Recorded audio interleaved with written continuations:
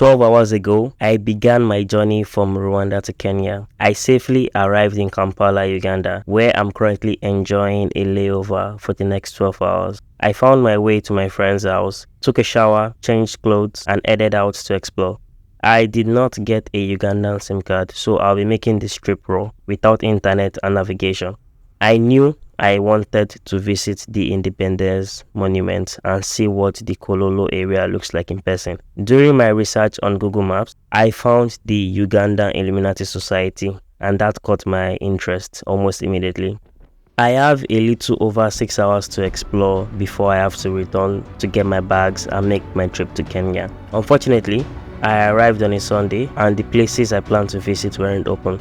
At this point, I started to have regrets about the length of my stay in Kampala, and if I hadn't pre-booked my ticket, I would have postponed the next phase of my journey. There's no gain crying over spilled milk, so I headed out with the aim of finding a handful of public places I can explore during my time in Kampala. I can't say where I stayed for safety reasons, but I took a motorcycle from the neighborhood to Specky apartment. I don't know if I'm pronouncing that right, but apparently it's a massive luxury apartment complex in the city. It was an eye-opening trip because I could see how the quality of roads slowly changed the closer I got to Kololo. I learned this is one of the major eyebrow areas in the city, and it's not hard to figure out why the quality of infrastructure is better there. I had one aim in mind: find the Illuminati organization. While on the motorcycle, it began to rain, and it was worse because I did not have a destination in mind. When I got off at the Centenary Park not too far from the Specky apartment, I had to run to a bus stop in the midst of the rain. I don't know how, but it was obvious to most people at that bus stop that I wasn't a local, but I did not care much because we were all in public and nobody came up to me to ask me where I was from. The rain finally subsided after a while, but not after ruining my sneakers. I began to walk to the Parliament building when a speeding car splashed puddle water on me.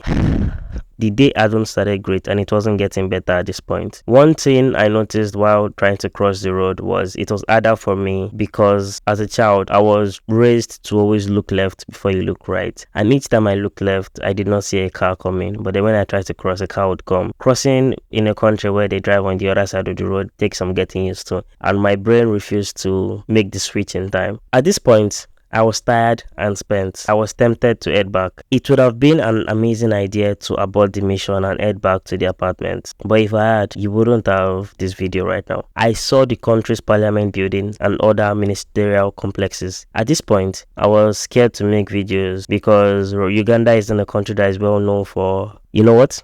Let me stop talking.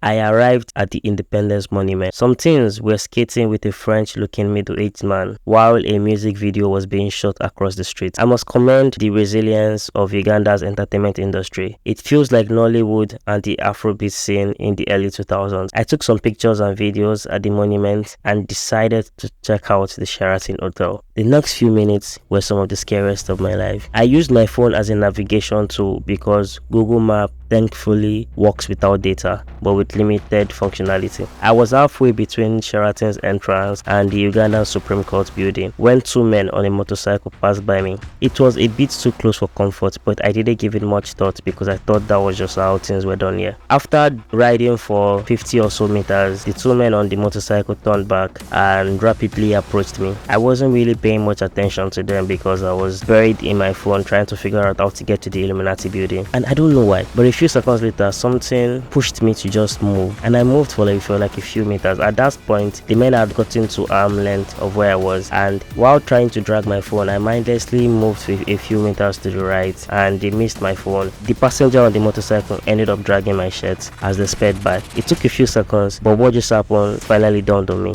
I do not know what made me move or why I moved, but as soon as I did, that was the moment where they attacked me. I was in the middle of a robbery, and I guess I was too busy or too dumb to even notice that I was getting robbed. But thankfully, it was unsuccessful. The unsuccessful robbery resulted in my jersey almost getting torn, but they did not get what they came for, which was my phone, and that would have ruined the entire experience for me because most of the videos I had shot during my trip were there, and I would have just gone home at that point. It must have been frustrating for for these people because they had only one trial. And after they had gone, a few moments later, I looked around me and there were a couple people in my vicinity, about 4 or 5, and nobody batted an eye or acted like something happened. I simply put my phone in my pocket, crossed the road, and decided to call it quits. At this point, I had still not gotten a full understanding of what happened, but I just know that somebody saw me as an easy target and tried to rob me. But I mindlessly, thankfully, survived their attack from them. After a while, I found the Illuminati building. There were no signs advertising the Illuminati outside, and I wasn't in the mood to travel up the dark stairway. Knowing myself, under normal circumstances, I would have gone up. What's the worst that could happen? But the activities and what had happened throughout the day just made me tired, and at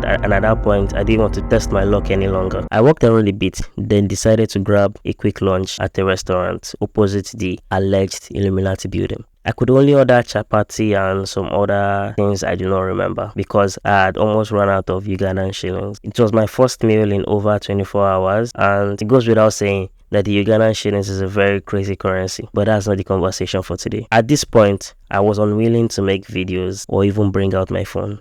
After the lunch, I paid for my meal, went outside. I got a motorcycle that took me back to my friend's house, and when I got there, I simply went into the bathroom, took another shower. My bags were already packed, I never unpacked. I had a few minutes conversation with my friends and left. I left for the Trinity bus park that I had come through. But crazy enough, when I got there, it was a few minutes until the bus was scheduled to leave, and they told me I was at the wrong park. I had to pay more money to get to the other park. It was a mess. And when I finally got there, I realized that Trinity in Uganda isn't as punctual as Trinity in Rwanda, and we were more than a few minutes late. At this point, I did not make any videos because I was stunned. I think that's the right word to use in this circumstance. When I got back to my friend's house and I told them what had happened, everybody looked at me like I was crazy, like, okay, what's the fuss? It was at that point that I learned that she had been robbed of 3 phones in the city, and the people around me looked unfazed because probably this happens a lot and it was like a normal thing. It was a crazy day and I could not wait to leave. I am not saying Kampala is a bad place by any measure. Please do not get me wrong. It was just a bit too much for me to manage at once. And looking back now, if I had known the kind of nonsense I would face at the Ugandan-Kenyan border, I would have probably stayed back a couple days. But that's a story for another episode coming up in a few days. I feel like Uganda is a country I can fall in love with if given enough time. The experience I had the first time was just nothing to write home about.